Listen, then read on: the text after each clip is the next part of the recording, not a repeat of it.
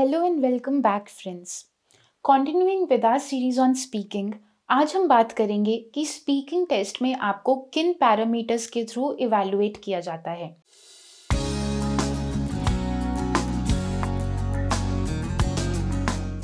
जितने भी आइल्स एग्जामिनर्स होते हैं उनको ऑलरेडी बता दिया जाता है कि आपने बच्चों को किन बेसिस पे टेस्ट करना है, किन किन बातों को इवैल्यूएट करना है।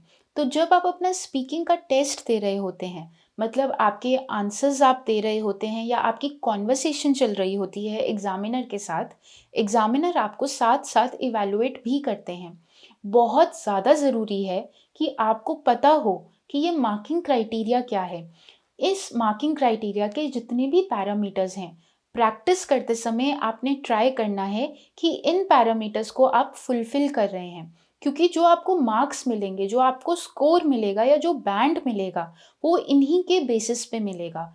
जब आप इन चारों चीज़ों को पूरा करेंगे तो माना जाएगा कि आपने अपने स्पीकिंग टेस्ट के सारे डिमांड्स को पूरा किया है और तब आपको एक अच्छा बैंड मिलेगा। तो आइए जानते हैं कि ये मार्किंग क्राइटेरिया क्या है। फ्रेंड्स, आपको याद होगा कि जब हमने राइटिंग टेस्ट की प्रैक्टिस करी थी पिछले वीडियोस में, तो मैं हर वीडियो में आपको मार्किंग क्राइटेरिया रिवाइज कराती थी।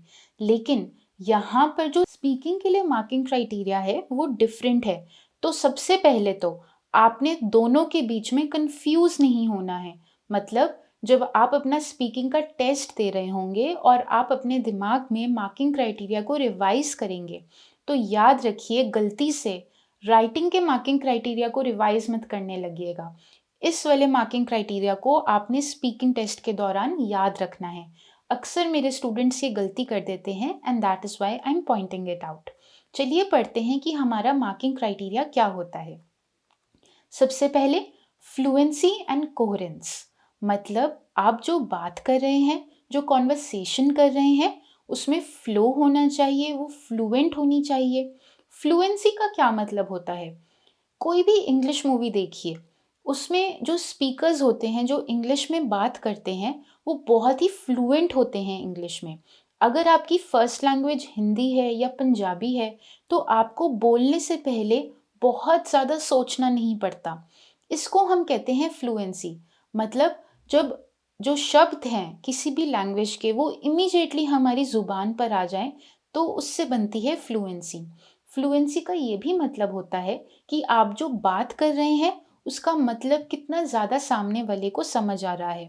उसके लिए बहुत ज़रूरी है कि जिस टॉपिक पे आप बात कर रहे हैं उस टॉपिक से आप डाइग्रेस ना होइए।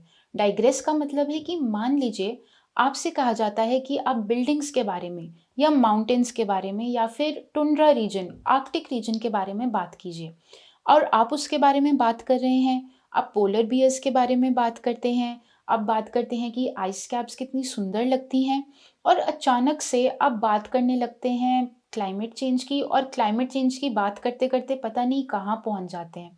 तो इससे क्या होता है, आपके स्पीकिंग में लैक ऑफ कोहेरेंस शो होता है। लैक ऑफ कोहेरेंस इसलिए भी आता है क्योंकि किसी भी टॉपिक को लेके जो हमारी थॉट्स हैं वो ऑर्गेनाइज्ड नहीं है। मान लीजिए पार्ट 1 में आपसे कहा जाता है कि आप अपने बारे में बात कीजिए।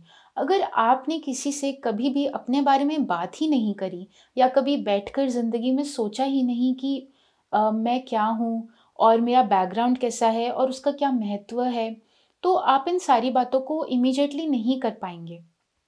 इसलिए मैं हमेशा कहती हूँ कि अगर आप इंग्लिश में प्रोफिशिएंसी को बिल्ड करना चाहते हैं, तो बहुत ज़्यादा ज़रूरी है कि आप डायरी राइटिंग प्रैक्टिस करें। डायरी राइटिंग प्रैक्टिस करने से हम अपने बारे में बहुत ज़्यादा जान पाते हैं, और सबसे ज़्यादा ज़रूरी बात, हम अपनी थॉट्स को ऑर्गेनाइज करना सीखते हैं। जब हमारी थॉट्स ऑर्गेनाइज्ड होती हैं, तो ही हमारी स्पीच जो है वो ऑर्गेनाइज्ड मैनर में बाहर निकलती है। इस वजह से अगर आप फ्लुएंसी एंड कोहेरेंस शो करना चाहते हैं, तो याद रखिए कि आपकी थॉट्स भी किसी लेवल पर ऑप्टिमम वे में ऑर्गेनाइज्ड होनी चाहिए। तो फ्लुएंसी का मतलब क्या है? Ability to talk smoothly without getting stuck. काफ़ी बच्चे बीच बीच में अटक अटक कर बात करते हैं। अगेन, अटकने का कारण सिर्फ इतना है कि उनकी थिंकिंग में और स्पीकिंग में छोटा सा टाइम गैप होता है। ऐसा भी हो सकता है कि आपको किसी पर्टिकुलर चीज़ का आंसर अप्रोप्रिएटली पता हो, लेकिन आप डर गए। you have a habit of getting into nerves or getting anxious at the stage of test, और इस वजह से वो जो स्ट्रेस है एंजाइटी का, उसकी वजह से आप अच्छे से परफॉर्म नहीं कर पाए। तो स्पीकिंग टेस्ट में फ्लुएंसी लाने के लिए बहुत ज़रूरी है कि आप स्ट्रेस फ्री रहिए, बिल्कुल भी एंशियस मत होइए। धीरे धीरे सोच सोच कर अगर आप अपना आंसर करते हैं तो इसमें कुछ भी गलत नहीं है। रिमेंबर, हमारा पर्पस है फ्लुएंसी शो करना, कोहेरेंस शो करना, हम कितने अच्छे वे में थॉट्स को आर्टिकुलेट कर सकते हैं, मतलब कितने अच्छे से हम जो सोच रहे हैं उसको एक पैराग्राफ में बनाकर या अपनी स्पीच के थ्रू एक्सप्रेस कर सकते हैं, आर्टिकुलेट कर सकते हैं, उस चीज़ को टेस्ट किया जाता है।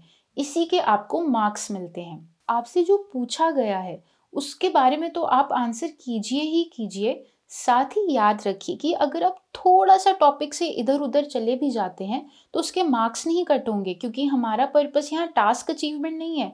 हमारा पर्पस है अपनी स्पीच के थ्रू, अपनी कॉन्वर्सेशंस और आंसर्स के थ्रू फ्लुएंसी एंड कोहेरेंस को शो करना।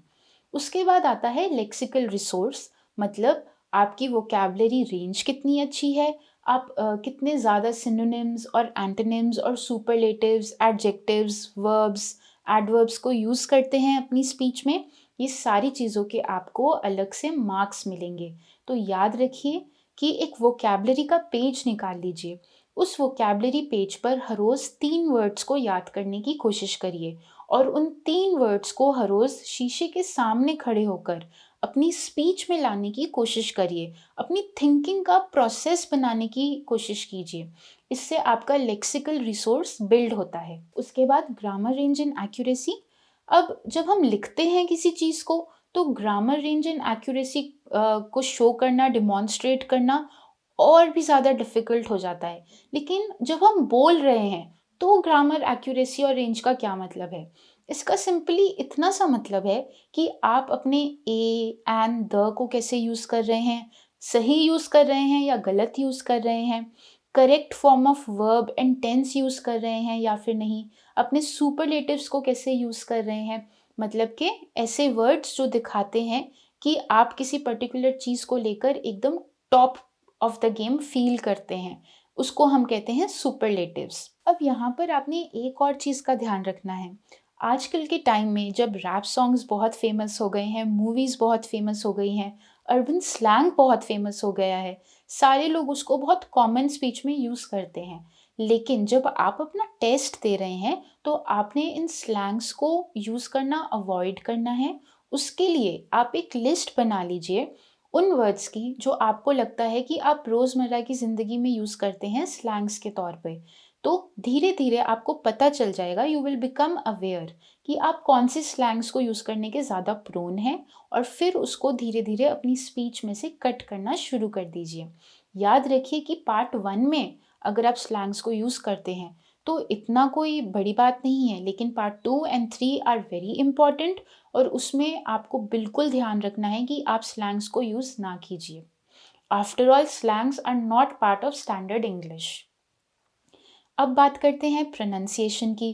तो प्रोनंसिएशन मतलब आपकी स्पीच कितनी ज़्यादा क्लियर है और आपके जो वर्ड्स हैं आप उनको करेक्ट वे में प्रोनाउंस कर रहे हैं या नहीं। अगर आप में से कोई संस्कृत का स्टूडेंट रहा है तो उसे याद होगा कि बचपन में जब हम संस्कृत में श्लोक पढ़ते थे तो कितना ज़्यादा स्ट्रेस दिया जाता था कि हम हर एक शब्द को सही तरीके से प्रोनाउंस करें।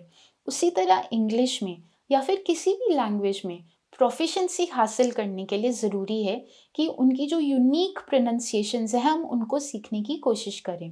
तो अगर आप अपनी स्पीकिंग टेस्ट की प्रैक्टिस कर रहे हैं तो मेक श्योर कि आप प्रोनंसिएशन को भी अच्छे से प्रैक्टिस करते हैं। अगर आप रोज़ वोकैबुलरी बिल्डिंग कर रहे हैं तो उस वोकैबुलरी वर्ड को गूगल पर जाके खोलिए और वहाँ पर जो छोटा सा माइक बना होता है, स्पीकर बना होता है, उस पर क्लिक कीजिए। तो वो आपको बताएगा कि सही तरीके से प्रोनाउंस किसी वर्ड को कैसे करते हैं।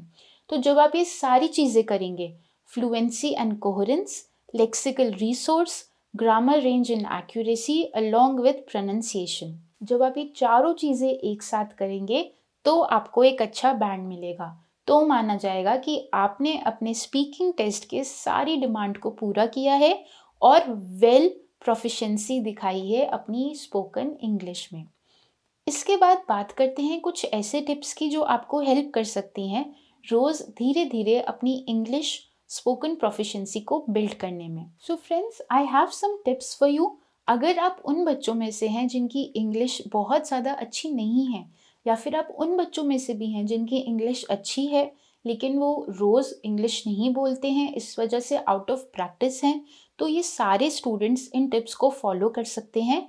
Remember, you must follow this regimen at least for 7 days in order for it to show results. So let's begin. सबसे पहले तो हर रोज़ कम से कम 1 घंटा इंग्लिश में बात करने की कोशिश कीजिए। इंग्लिश में सिर्फ बात करना ज़रूरी नहीं है, इंग्लिश में बात करने के बाद इन बातों पर भी रिफ्लेक्ट कीजिए कि आपने क्या क्या मिस्टेक्स करी अपनी फ्लुएंसी में, अपनी थॉट्स को आप ठीक से आर्टिकुलेट कर पाए या नहीं। जब आप सेल्फ इवैल्यूएशन करेंगे तो ही आपकी प्रैक्टिस जो है रिजल्ट्स शो करेगी। सिर्फ इंग्लिश बोलना काफ़ी नहीं है, अपनी मिस्टेक्स को भी करेक्ट करना, उनको पहचानना बहुत ज़्यादा ज़रूरी है। उसके बाद रोज़ इंग्लिश न्यूज़ चैनल को सुनिए, कम से कम आधा घंटा तो ज़रूर सुनिए। जब हम इंग्लिश को सुनते हैं और इंग्लिश को प्रोसेस करते हैं मेंटली, तो ऑटोमेटिकली हमारी इंग्लिश की proficiency cross all spectrums increase होती चली जाती है।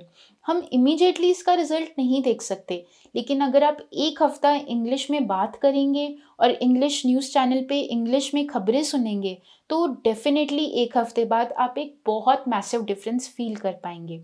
एंड उसके बाद बहुत ज़्यादा ज़रूरी है कि आप इस अपॉर्चुनिटी को यूज़ करें और कुछ एंटरटेनमेंट भी ढूंढें। तो हर हफ्ते कम से कम एक इंग्लिश मूवी ज़रूर देखिए। अब हमें कौन सी इंग्लिश मूवी देखनी है? हमें ऐसी इंग्लिश मूवी देखनी है जो ब्रिटिश है। ब्रिटिश इंग्लिश जो है वो प्योरेस्ट फॉर्म ऑफ इंग्लिश है। हमें इस वजह से सिर्फ ब्रिटिश मूवीज़ ही देखनी है। उसके लिए आप बैफ्टा की मूवीज़ लिस्ट पे जा सकते हैं। BAFTA represents the British film industry. तो अगर आप बैफ्टा की वेबसाइट पे जाएंगे या गूगल करेंगे तो आपको बहुत सारी बैफ्टा की मूवीज़ लिस्ट मिल जाएंगी। उन मूवीज़ को ढूंढिए और फिर उनको देखिए। अब देखना कैसे है, जब आप किसी मूवी को देख रहे हैं तो मेक श्योर कि उसके नीचे सबटाइटल भी चल रहे हैं, ताकि आप स्पीच को डेफिनेट वे में रिकग्नाइज कर सकें। साथ साथ बोलने की कोशिश कीजिए। सिर्फ बोलना ही ज़रूरी नहीं है। जो पर्टिकुलर ब्रिटिश स्पोकन इंग्लिश है, इंग्लिश को बोलने का एक अलग तरीके का कायदा होता है, या कहिए एक एंटिक होता है। उस एंटिक को भी कॉपी करने की कोशिश कीजिए। ये जो एंटिक्स होते हैं, मान लीजिए जैसे हम हिंदी में बात करते हैं तो कुछ शब्दों पर हम ज़्यादा एम्फसाइज करते हैं, कुछ शब्दों पर हम कम एम्फसाइज करते हैं, कुछ शब्दों को हम बहुत ही हल्के मुंह से बोलते हैं। उसी तरह इंग्लिश में भी इन सब रूल्स को फॉलो किया जाता है। तो जब आप कोई इंग्लिश मूवी देखते हैं, इन सब पर्टिकुलर एंटिक्स को भी रिकग्नाइज कीजिए, प्रैक्टिस कीजिए। इससे आपका जो इंग्लिश को लेकर नज़रिया है, आपका बॉडी लैंग्वेज है, वो भी डेवलप होगा। And all of this will help you to develop your English proficiency. उसके बाद अपनी लेक्सिकल रिसोर्स को बिल्ड करने के लिए रोज़ कम से कम ज़्यादा नहीं तो 1 से 3 शब्द तो ज़रूर लर्न कीजिए। उन शब्दों को लर्न कर कर अपनी स्पीच में लाने की कोशिश कीजिए। रिमेंबर, जब आप डायरी लिखने बैठेंगे रात को, तो उन 3 वर्ड्स को यूज़ कर कर कुछ सेंटेंसेस बनाइए। अपनी ज़िंदगी का कोई किस्सा या एक्सपीरियंस या अपने फ्यूचर एस्पिरेशंस को उन वर्ड्स को यूज़ कर कर लिखने की कोशिश कीजिए। इससे आपकी थॉट्स भी ऑर्गेनाइज होंगी, आपकी स्पीच भी और ज़्यादा आर्टिकुलेट हो पाएगी। एंड फाइनली याद रखिए कि आप जो आंसर्स देंगे स्पीकिंग टेस्ट के दौरान, उसमें आपको टाइम लिमिट को फॉलो करना है। मतलब जो पहला पार्ट होगा उसमें आपके पास 4 से 5 मिनट का टाइम होगा, दूसरे पार्ट में 1 से 3 मिनट का, और आखिरी पार्ट में अगेन 4 से 5 मिनट का। तो जब आप अपनी स्पीकिंग की प्रैक्टिस करेंगे, उसमें आपको ध्यान रखना है कि आप इस टाइम लिमिट के विद इन, मतलब 11 से 14 मिनट के बीच में जो है अपनी स्पीकिंग टेस्ट की प्रैक्टिस कर रहे हैं। इस वर्ड लिमिट में रहकर, जब इस टाइम प्रेशर के अंडर रहकर आप प्रैक्टिस करेंगे, तो ही आप एक्चुअल स्पीकिंग टेस्ट में विदाउट एंजाइटी, स्ट्रेस फ्री होकर सारे आंसर्स दे पाएंगे। And finally, as I said in the beginning, इस रेजिमेंट को कम से कम 7 दिन के लिए फॉलो कीजिए। अगेन, मैंने जैसे आपको बताया कि स्पीकिंग के लिए हमारी थॉट्स का ऑर्गेनाइज्ड होना बहुत ज़रूरी है।